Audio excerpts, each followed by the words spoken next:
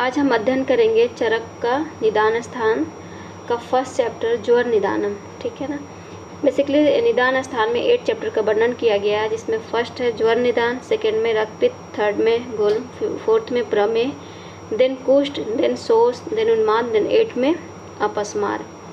ठीक है। ज्वर निदान को पढ़ने से पहले हम थोड़ा बेसिक पे जाएंगे कि ये जो 8 डिजीज़ एक्चुअली जो यहाँ पे वर्णन की गई है, यही डिजीज़ क्या है, जो मुख्य डिजीज़ है। ठीक है ना। यानी अनुबंध जो डिजीज़ है ये यही है, और इन डिजीज़ के यानी कि प्रॉपर ट्रीटमेंट नहीं लेने से और अपथ्य आहार विहार सेवन करने से जो रिमेनिंग जितनी भी डिजीज़ हम देखते हैं वो सारे उत्पन्न होते हैं। यानी मुख्य डिजीज़ यही 8 डिजीज़ है। ठीक है ना। इसके अलावा हम ये देखते हैं जो रोग का जो निदान होता है, निमित्त कारण जो होता है, यानी कि जो रोग का निमित्त कारण होता है वो क्या है, निदान है। ठीक है ना। निदान में वही 3 बेसिकली सात में इंद्रिय संयोग, प्रज्ञा, अपराध और परिणाम। और रोगों का जो समवायी कारण है वो दोष को बताया गया है, और असमवायी कारण दोष दूसरे समूर्छना बताया गया है। ठीक है ना। पंच निदान में यहाँ पे हेतु निमित्त आयतनम, कर्ता, कारणम, प्रत्यय, समुत्थानम च, ये निदान के पर्याय बताए गए हैं। फिर रोग के भेद बताए गए हैं। त्रिविध तो ये बताया गया है कि आग्नेय, सौम्य और वायस्च, और फिर द्विविध बताया गया है राजस और तामस। यानी कि जो शारीरिक जो है वातिक, पैथिक और कफज, ये दोष बताए गए हैं, और उसके इससे होने वाले जो डिजीज है, और द्विविध जो राजस और तामस, रज और तम जो मानसिक दोषों से जो डिजीज होती है ये बताया गया है। फिर व्याधि के पर्याय बताया गया है। व्याधि आमयोगत आतंको, यक्ष्मा, ज्वरो, विकार, ये एज इट इज याद करना है। व्याधि आम में गद, आतंक, यक्ष्मा, ज्वर और विकार, ये क्या है, व्याधि के पर्याय हैं। 8 पर्याय हैं टोटल। उसके बाद से निदान पंचक का वर्णन किया गया है। तस्य उपलब्धि बोला गया है, यानी कि रोगों का ज्ञान परीक्षा इससे होती है, जो कि क्या है, निदान, पूर्वरूप, रूप, उपशय और संप्राप्ति। ठीक है ना। इसके बाद से निदान को बोला गया निदानम कारणम इति उक्तम अग्रे। ठीक है ना। यानी कि निदान कारण को कहते हैं, और यह पहले ही बताया जा चुका है इसके बारे में। ठीक है ना। फिर निदान को यानी कि जो हेतु है ये सन्निकृष्ट, विप्रकृष्ट, व्यभिचारी और प्रधानिक भेद से 4 तरीके का बताया गया है। सन्निकृष्ट उसको बोलते हैं यानी कि निदान सेवन के तुरंत बाद जो रोग उत्पन्न होता है वो सन्निकृष्ट निदान होता है। विप्रकृष्ट क्या होता है, जो कालांतर में रोग उत्पन्न करे, आज खाए कुछ कालांतर के बाद उत्पन्न हो। व्यभिचारी क्या है, जो रोग उत्पन्न कर भी सकता है और नहीं भी कर सकता है। एग्जाम्पल दादी सेवन। ठीक है। किसी में फ़ौरन ही उसका इफेक्ट दिख जाता है, किसी में नहीं दिखता। प्रधानिक यानी कि जो रोग निश्चित रूप से ही उत्पन्न करने वाले हो। ठीक है ना। यानी कि बलवान हो। ठीक है ना। इसको बोलते हैं प्रधानिक। फिर हेतु को वहीं जो में साथ में इंद्रिय संयोग, प्रज्ञापराध और परिणाम, ये तो सारे रोगों का कारण बताया गया है। प्रज्ञापराध किसको बोलते हैं, धीरे स्मृति विभ्रंश को बोलते हैं। फिर हेतु दोष हेतु, व्याधि हेतु और उभय हेतु भी हो सकता है। और अगेन हेतु को 2 कैटेगरी बताया गया, बाह्य हेतु और अभ्यंतर हेतु। फिर हम देखते हैं पूर्व रूप। पूर्व रूप को बोला गया है प्राग उत्पत्ति लक्षणम। ठीक है ना। ये एज इट इज ऐसे ही याद करना है कि जो रोग उत्पन्न से पहले जो लक्षण दिखता है उसको हम बोलते हैं पूर्व रूप, और सुश्रुत ने पूर्व रूप को अन्य लक्षण कहा है। ठीक है। माधव निदान ने पूर्व रूप के 2 टाइप बताए हैं, सामान्य पूर्व रूप और विशेष पूर्व रूप। ठीक है। इसके बाद से हम देखते हैं वाग्भट ने पूर्व रूप को उत्पत्ति, आशु, आमया, 2 से विशेषणाम कहे हैं। फिर रूप को देखते हैं। रूप क्या है, प्रादुर्भूत लक्षणम। ठीक है ना। यानी कि उत्पन्न हुए रोगों के चिन्ह को जो लिंग कहते हैं, लक्षण अथवा रूप कहते हैं इसे ही। ठीक है ना। और इसकी जो सिनोनिम है ये क्या है, लिंग, आकृति, लक्षण, चिन्ह, संस्थान और व्यंजन। ठीक है ना। और वाग्भट ने क्या बताया है, संस्थान, व्यंजनम, लिंगम, लक्षणम, चिन्हम, आकृति। ठीक है ना।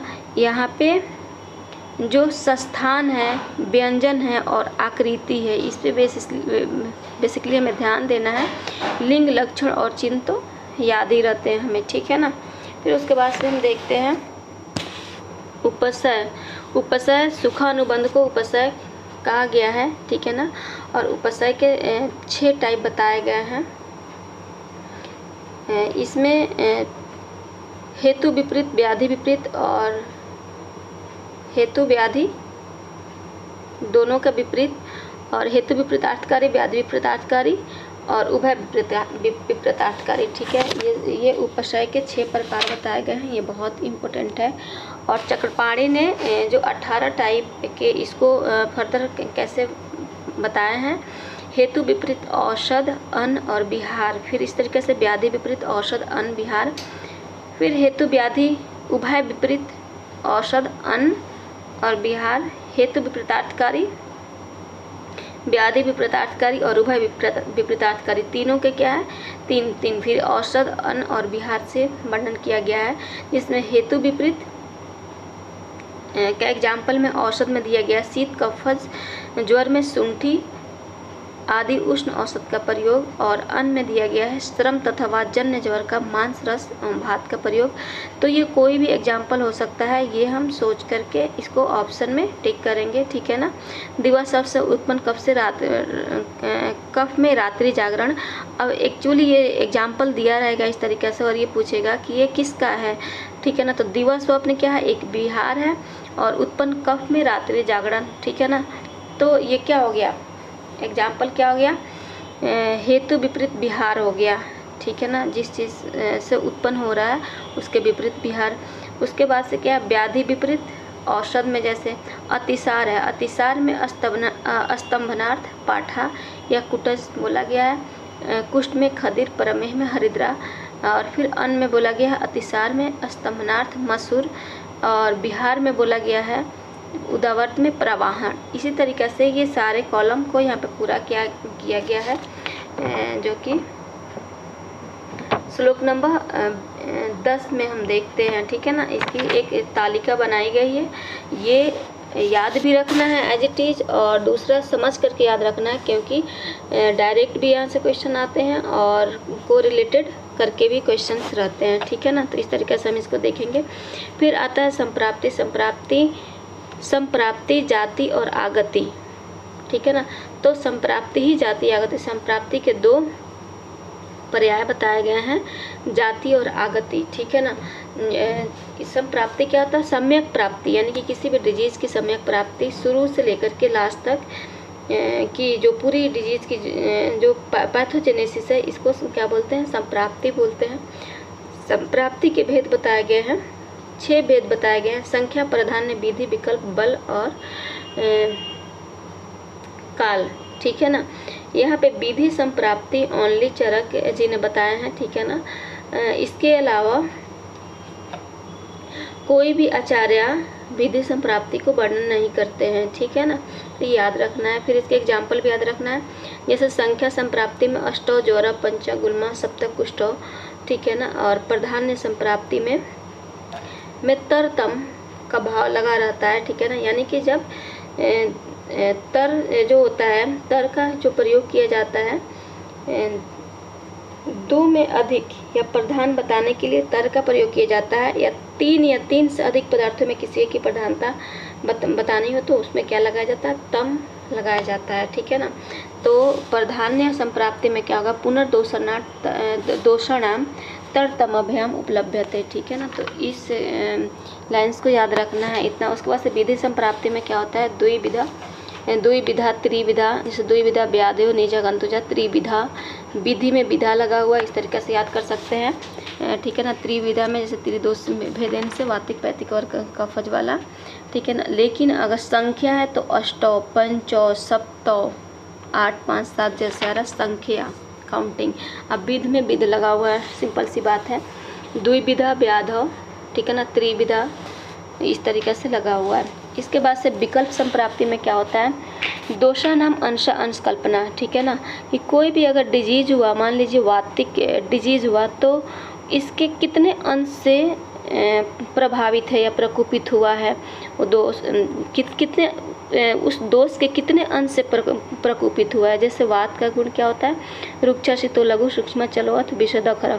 तो कोई ज़रूरी नहीं है कि इसके सातों गुण से क्या हो, अगर सातों गुण से अगर ये प्रकोपित होगा तो बहुत बलवान हो जाएगा। अगर कुछ गुण से जैसे रुक्ष हो गया और इससे सिमिलर जो भी गुण है इसके साथ अगर 3-4 गुण ये जो प्रकोपित हो रहा है तो थोड़ा कम बल वाला होगा, ठीक है ना। जिस तरीके से एक एग्जांपल यहाँ पे दिया गया है, जैसे जो खेसारी है मटर के जाति का है, जो कलाई का, इसमें ये बताया गया है कि ये सारे गुण क्या होते हैं, वात के गुण होते हैं, ठीक है ना। तो ये क्या होता है, सारे अंशों में अपने सभी अंशों से प्रकोपित होकर बढ़ जाता है।